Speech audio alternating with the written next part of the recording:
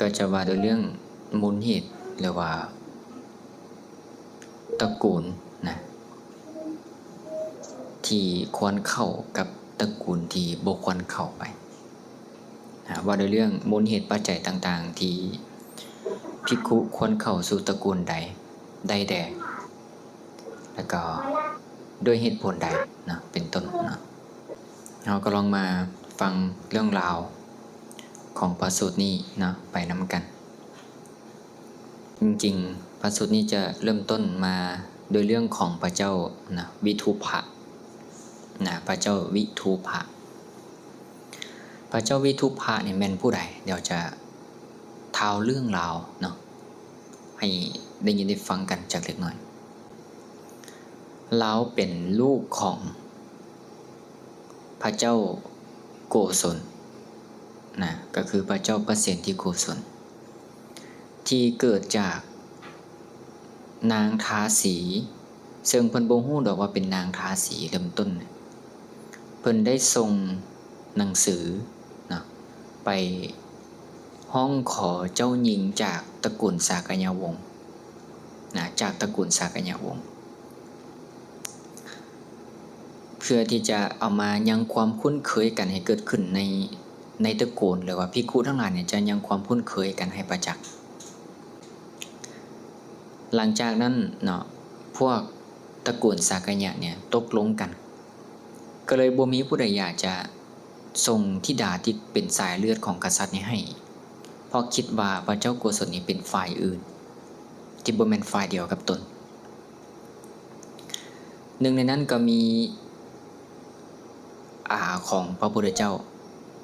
นะคำว่าอาก็หมายถึงน้องพออันว่าน้องพอของพระพุทธเจ้าเนาะเพิ่นได้มีบุตรหญิงคนหนึ่งกับลูกทาสี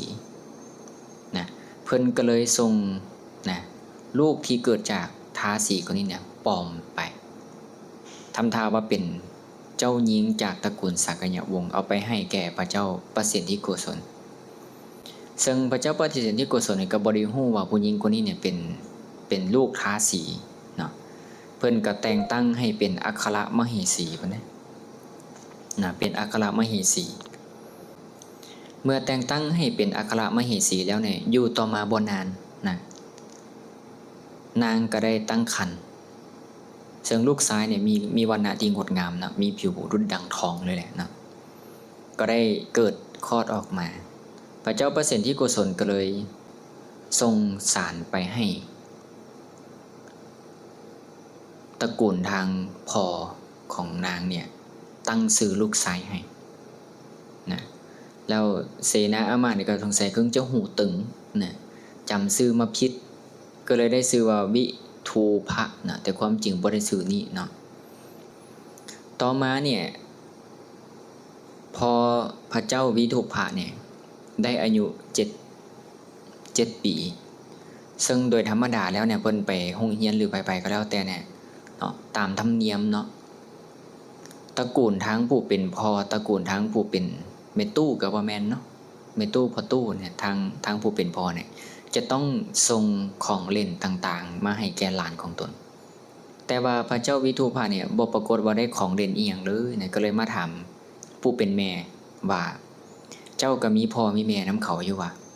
คือบ่เห็นมีการส่งของอย่างต่างๆมาให้ผู้เป็นแม่ก็ได้ตั้งแต่กล่าวตัวว่าพอตู้เมตู้เจ้ามีอยู่นะก็คือชาวสักกะยะทั้งหลายแต่ว่าตระกูลมันห่างไกลเพิ่นอาจจะส่งมาบ่ทวงบ่ทันเป็นต้นแต่พอพระเจ้าวิทูปะเนี่ยอายุได้ครบ16 ปีก็เลยอยากจะไปเยี่ยมยามตระกูลผู้ที่เป็นพ่อตู้เมตู้ของตัวเองก็เลยขยักขยอ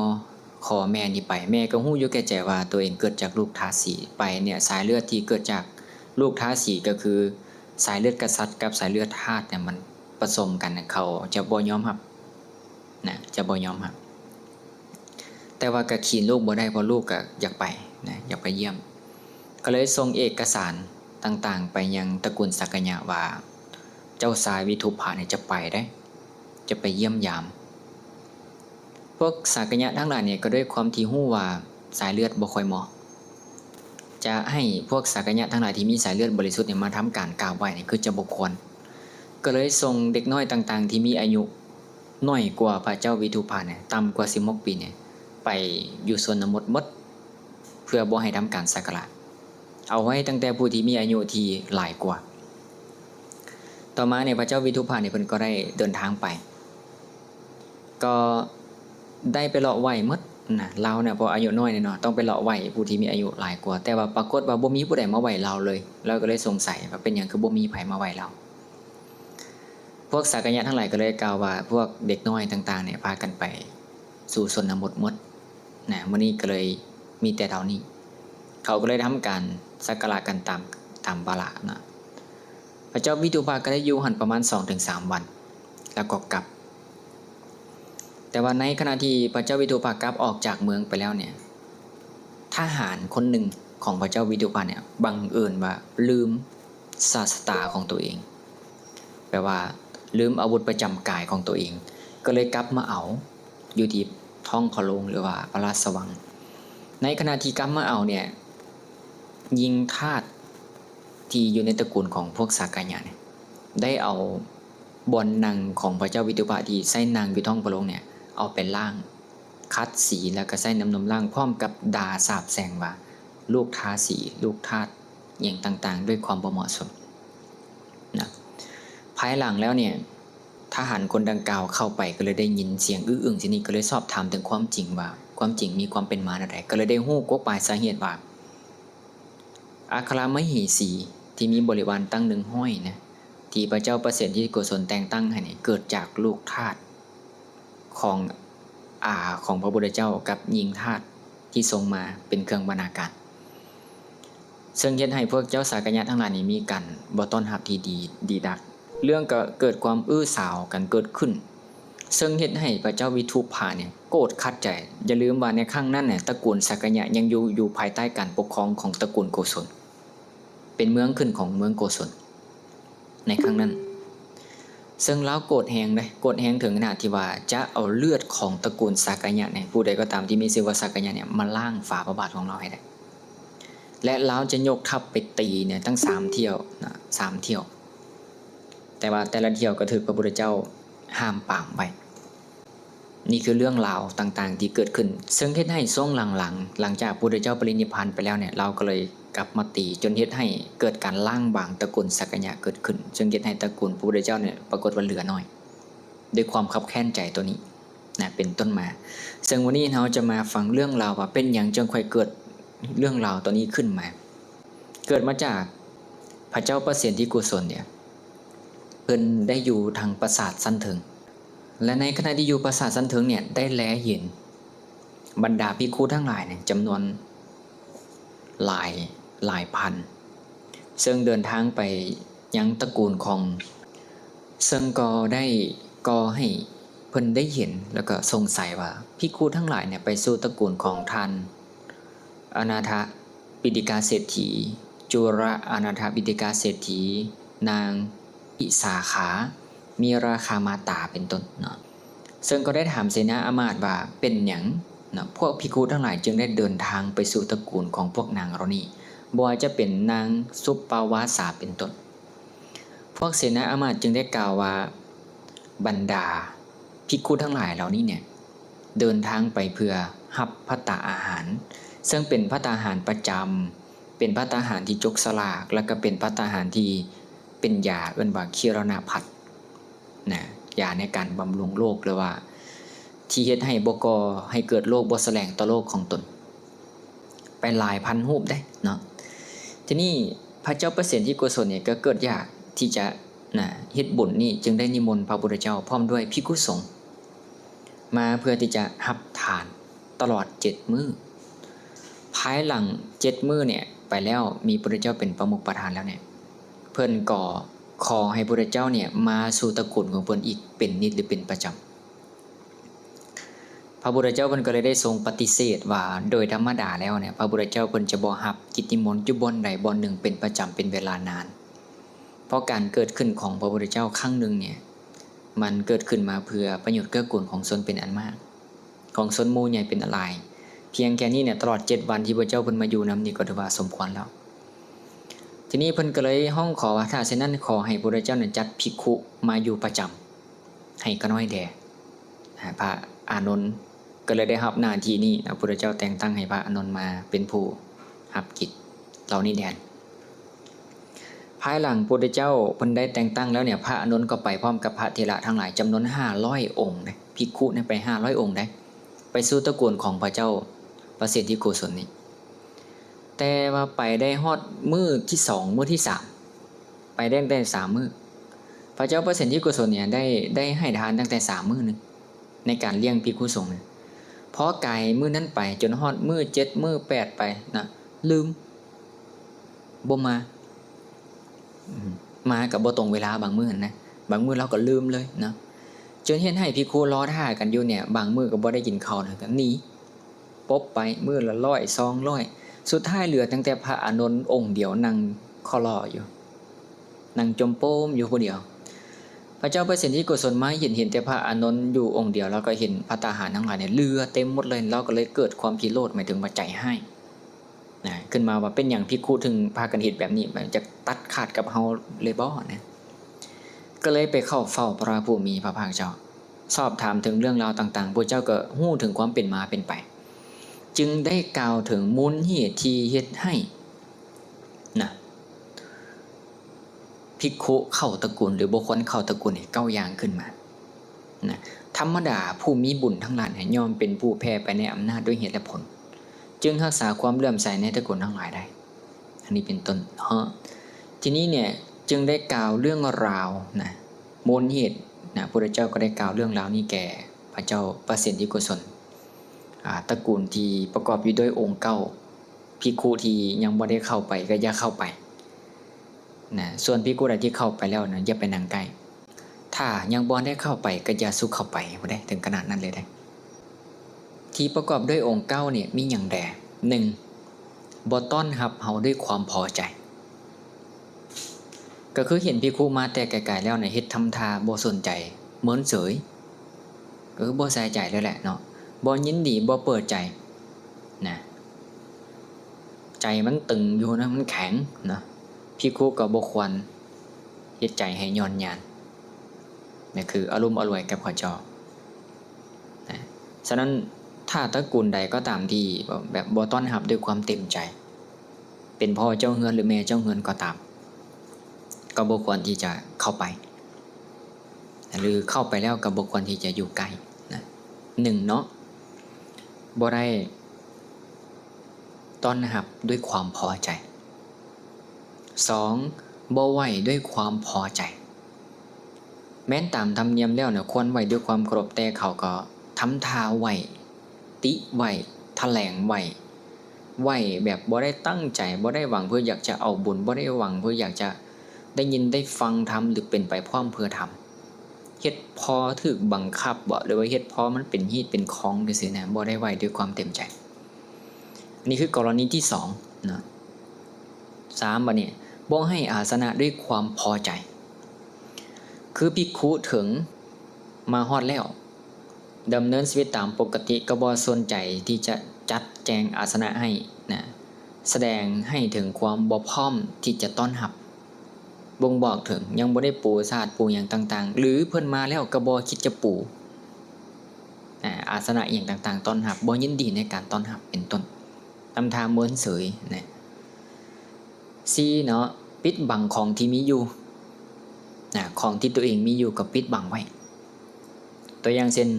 มีของนะหรือว่าสิ่งของต่างๆก็เฮ็ดเหมือนว่าบ่มี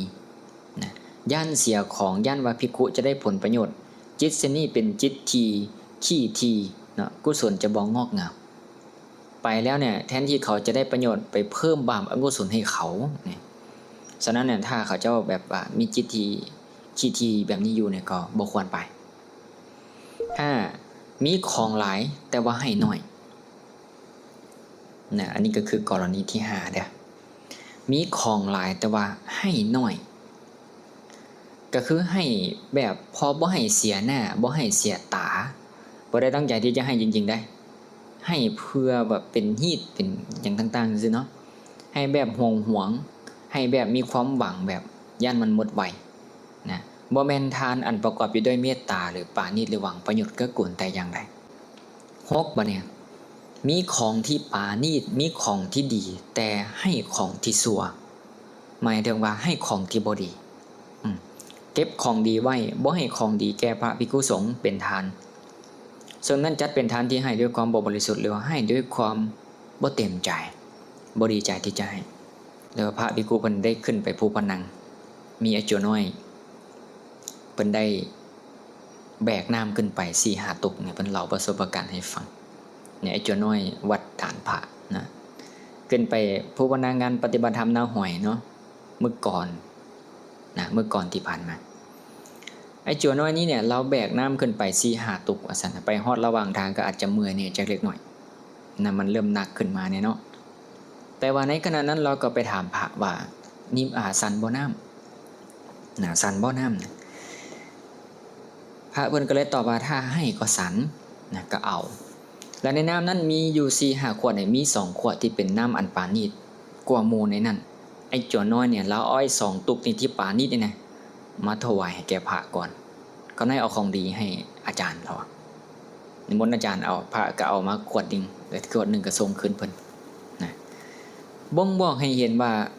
เอาของที่ดีเอาของที่ปราณีตหรือว่าเอาของที่ละเอียดนะให้แก่ภิกขุก่อน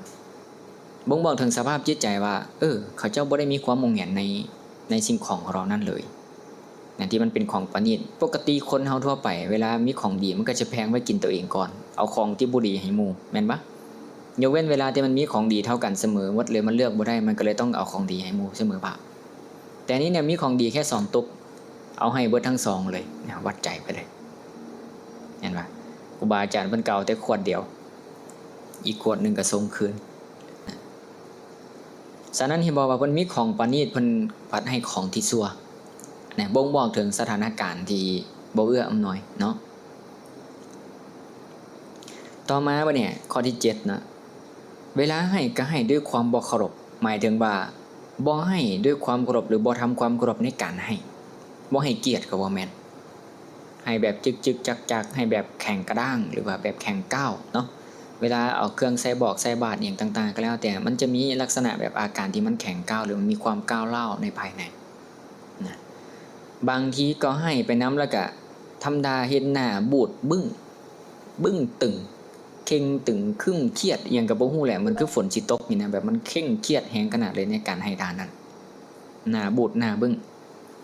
เหมือนถึกให้มานั้นนะมาให้ทานนั่นนะเนาะตื่นนอนมาใหม่ๆบ่ก็บ่ฮู้คือกันเนาะ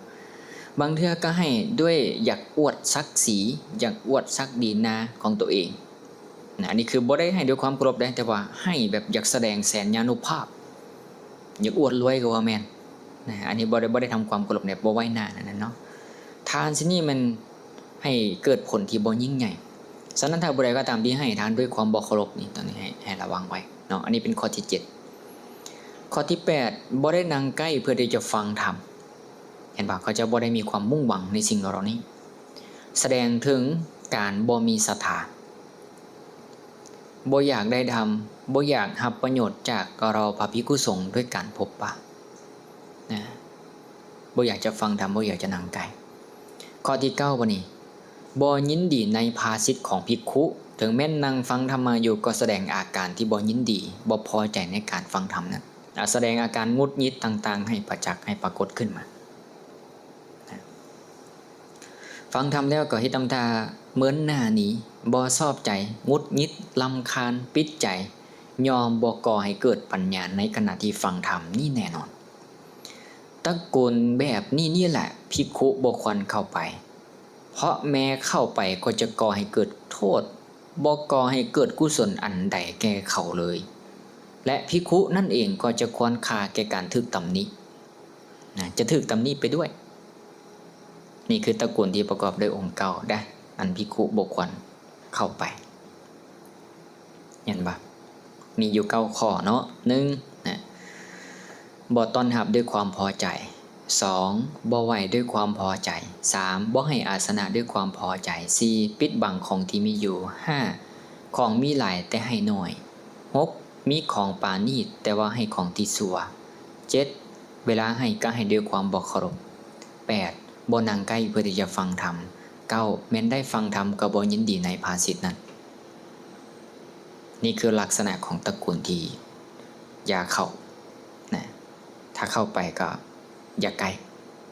แล้วก็เข้าไปเป็นเทือสุดท้ายอย่าไปเทือที่2นะเพราะมันจะเป็นอันตรายแก่ตนและผู้อื่นเนาะต่อมาบัดนี้ตระกูลที่ภิกขุควรเข้าไปถ้าไผยังบ่ได้เข้าไปแล้วให้เข้าไปนะควรเข้าไปนั่งควรอยู่ไกลตระกูลเหล่านี้ก็ต้องประกอบอยู่ด้วยองค์9นะเช่นต้อนรับด้วยความพอใจเห็นภิกขุมาแล้วก็ดีใจชื่นชมแสดงอาการที่ก่อให้เกิดบุญก่อให้เกิดกุศลยินดีในการที่จะให้พระเข้ามาสู่ตระกูลยินดีในธรรมแบบมีความล่าเริง 2. ไหว้ด้วยความพอใจเวลาทำการกราบไหว้ก้มหัวลงไปแสดงถึงความจริงใจและมีศรัทธาอย่างเต็มเปี่ยมบ่แม่นเฮ็ดไปตามมารยาทผู้ไหว้ต้องไหว้ด้วยใจย่อมก่อให้เกิดบุญอย่างต่อเนื่องนะ 3. ให้อาสนะด้วยความพอใจก็คือจัดแจงที่นั่งด้วยความเคารพจัดแจงบ่อนฟังธรรมตามที่เทือนของตนจะสามารถจัดได้นะบางหม้องก็มีดอกไม้ต่างๆเนาะเอาไว้เป็นตัวเทิดทูนบูชาสักการะเหล่าพระภิกขุสงฆ์อาการเช่นนี้เอาเห็นได้เด้อนะเป็นอามิสบูชาอย่างหนึ่งก็ได้บุญเหมือนกันได้นะเอาไว้เป็นสักการะเหล่าพระภิกขุสงฆ์เนาะให้ดอกไม้เป็นทานเฮาบ่มีหยังนะมีดอกไม้ตามแคมทางนั้นเด็ดมาแล้วก็มาถวายแก่พระภิกขุสงฆ์ว่าเป็นการบูชาเป็นการให้อามิสบูชาซึ่งบางคนอาจจะบ่เห็นคุณค่าว่าเอามาเฮ็ดหยังดอกไม้ซึ่งปัจจุบันเนาะก็เปลี่ยนสภาพไปก็เห็นไม่ออกเอาดอกไม้ไปให้พระดูเป็นประจำหลายเรื่อยๆก็สิบอกแสดงถึงความรักจังซี่นะเนาะก็บ่ได้เห็นบ่ไปเบิ่งประวัติครูบาอาจารย์ญาติโยมบางคนเนี่ยเอาดอกฮักไปห้อยเป็นพวงมาลัยแล้วเอาไปถวายพระประจำแสดงบอกว่านี่คือความรัก นี่ความรักบ่ได้แบบนั้นเนาะแต่ว่าเอาให้แบบสักการะให้แบบบูชาเนี่ยบ่เป็นปัญหาเนาะต่อมาเพิ่นบอกว่าบ่ปิดบังของที่มีอยู่เนาะเปิดใจของมดก็บ่ว่าเนาะความดีพร้อมให้เกิดเสมอของมีหลายก็ให้หลายตามบาละบ่ได้ปิดบังเอาไว้เนาะให้ตามฐานะแบบว่าให้ด้วยความปิติบ่ได้แบบมีความยิ่งพยองนะให้ทานแบบตรงๆนะมีผลอันดีงามเฮากินอันใดก็ให้อันนั้นนั่นแหละบ่ได้ปิดบังเอาไว้ตัวเองกินอันของที่ดีเวลาให้ทานมันให้ของที่บ่ดีจังซี่นะก็บ่ได้แม่นแบบนั้นไอ้ของเหลือจังซี่นะตัวอย่างเช่นเวลาเฮานึ่งข้าวใหม่ในแต่ละวันแต่ละเช้าเนี่ยไอ้ข้าวทางเทิงเพิ่นเอิ้นข้าวหยังข้าวที่เอามาโปะทางเทิงไว้เนี่ยที่อยู่ในแอปเนี่ยข้าวเย็นแม่นบ่ข้าวเย็นเอาไปปกไว้นึ่งอุ่นตอนเช้านั่นน่ะข้าวที่มันเหลือเฮากินแล้วจากเมื่อวานนี้ตอนแลงทีนี้เวลาเฮาเสื่อยข้าวเฮาก็ต้องแยกโซนแม่นบ่แยกโซนเอาข้าวที่เสื่อยแล้วเมื่อวานนี้ไปไว้ต่างหากแล้วก็ส่วนที่เฮามาใหม่ต่างหากแต่บางคนเวลาคนอื่นมาขอข้าวหรือมาขอทานอย่างต่างเอาข้าวเย็นให้หมู่เด้เห็นปะเอาข้าวที่ตัวเองอุ่นในภายหลังเนี่ยให้หมู่จังซี่นะซึ่งนั้นบ่งให้เห็นว่ามันก็ยังมีความบ่ปราณีตในใจนะบ่ปราณีตในใจต่อมาบัดนี้เพิ่นบอกว่าให้ก็ให้ด้วยความเคารพเวลาให้ยังความเคารพในการให้เนาะแล้วก็นั่งใกล้เพื่อที่จะฟังธรรมบ่เหินห่างนะบ่ไปนั่งอยู่ใกล้ๆเนาะแล้วเมื่อเวลาได้ยินได้ฟังธรรมเนี่ยก็น้อมใจฟังด้วยความเคารพตั้งใจใฝ่ฮู้จริงๆเนาะการฟังเช่นนี้เนี่ยคือการฟังแบบเห็นคุณค่านะฟังเพื่อที่จะก่อให้เกิดปีติดับทุกข์ก่อให้เกิดปัญญาบ้านเฮือนเช่นนี้เนี่ยคือบ้านแห่งธรรมนะเป็นสถานที่ที่ภิกขุควรเข้าไปนะควรเข้าไปฉะนั้นเรื่องราวในเรื่องนี้เนี่ย2เรื่องราวที่เราได้เห็นเนาะตระกูลที่ควรเข้าไปกับตระกูลที่บ่ควรเข้าไปเนี่ยเราจะได้ความรู้อยู่ประมาณ4เรื่องจากเรื่องราวทั้ง2เรื่องที่ยกขึ้นมานี่1ก็คือเพื่อให้ภิกขุใช้เวลาอย่างคุ้มค่าเมื่อเวลาเข้าไปสู่ตระกูลเนี่ยตระกูลนั้นจะต้องได้รับประโยชน์ตามธรรมให้ได้หลายที่สุดเนาะบ่ให้เสียเวลาไปยังเป่าประโยชน์2มาก็คือเพื่อให้คฤหัสถ์ทั้งหลายก็คือเจ้าบ้านทั้งหลายเนี่ยมีมารยาทและได้รับบุญและได้รับบุญแบบถูกวิธีและมีปัญญาด้วยเห็นบ่นี่3มาก็คือเพื่อให้อภัยซึ่งกันและกันมีความบ่ตำหนิมีการบ่ดูถูกบ่ดูหมิ่นแสดงถึงการที่วางอัตตาลงไป4ก็คือทั้ง2ฝ่ายนี่จะเป็นกัลยาณมิตรต่อกันหมายถึงว่าจะมีความเอื้อเฟื้อต่อกัน ทั้งคฤหัสถ์และบรรพชิตต่างฝ่ายต่างมีความอาศัยซึ่งกันและกันหรือเอื้อเฟื้อซึ่งกันและกันคือญาติโยมเนี่ยจะให้ปัจจัย4คือจีวรบิณฑบาตเนาะเสนาสนะและก็ยาในการปิ้นปัว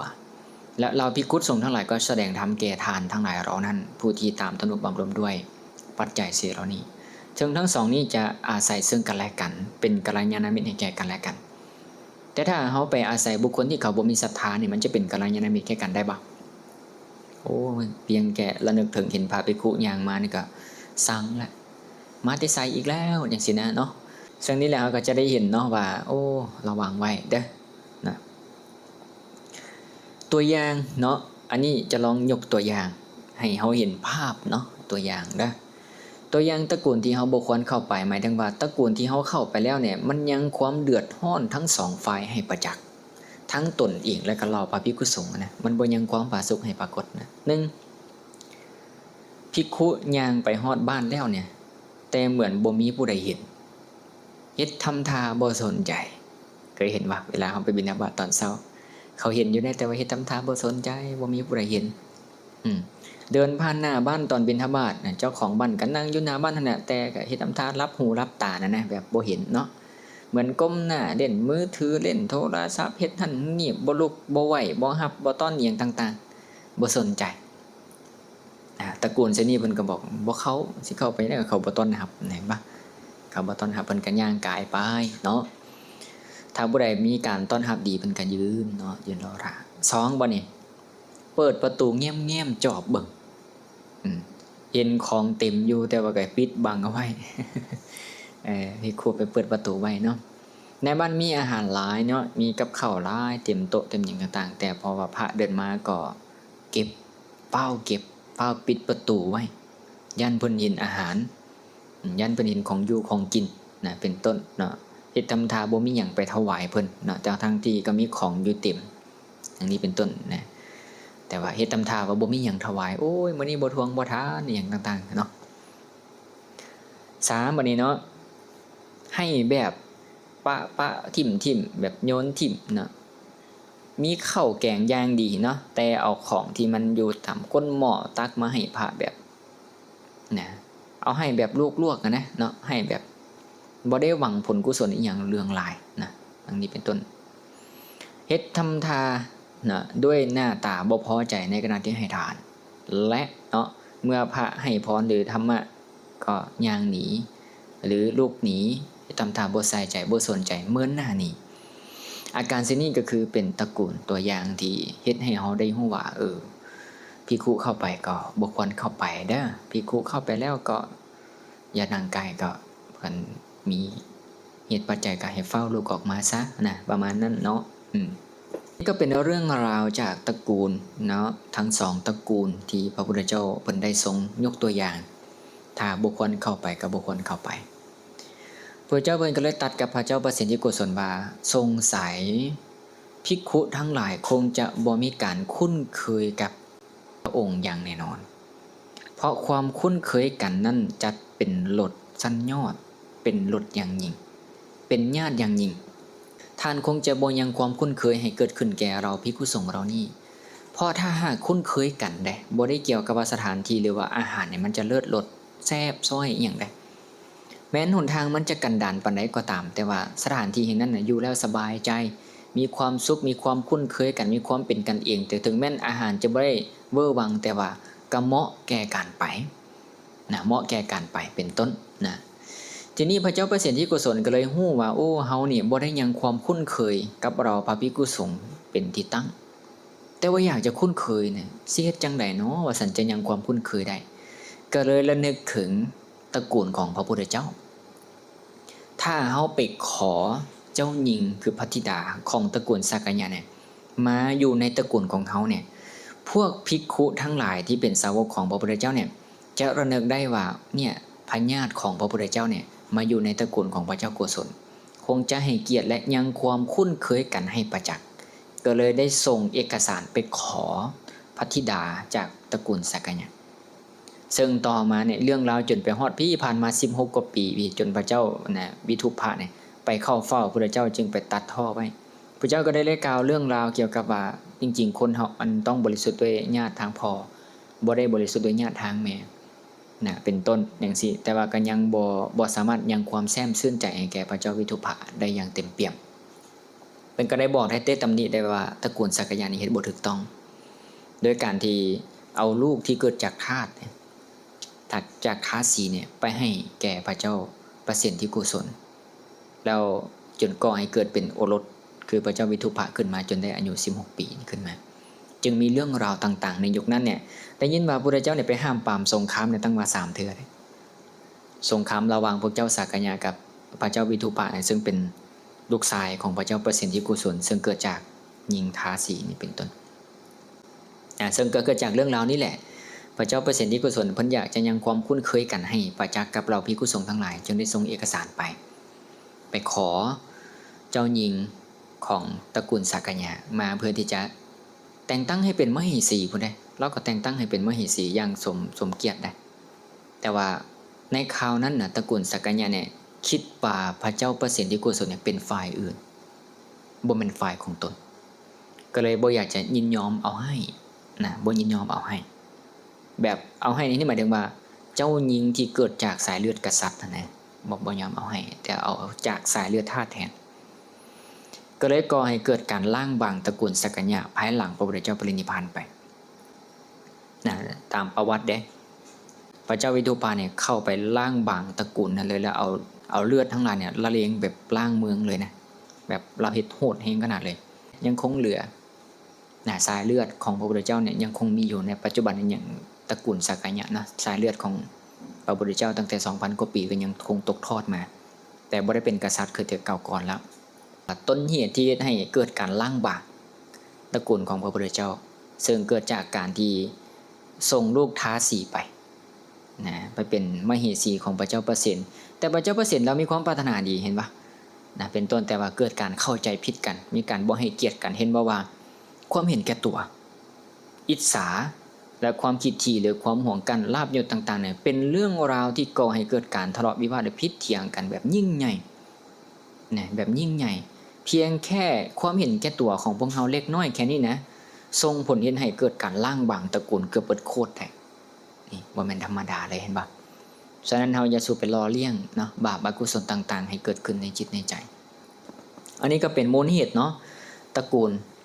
นะประกอบอยู่ด้วยองค์เก่าเนาะถ้าภิกขุที่ยังบ่ทันได้เข้าไปก็อย่าสุเข้าไปเพิ่นบอกไว้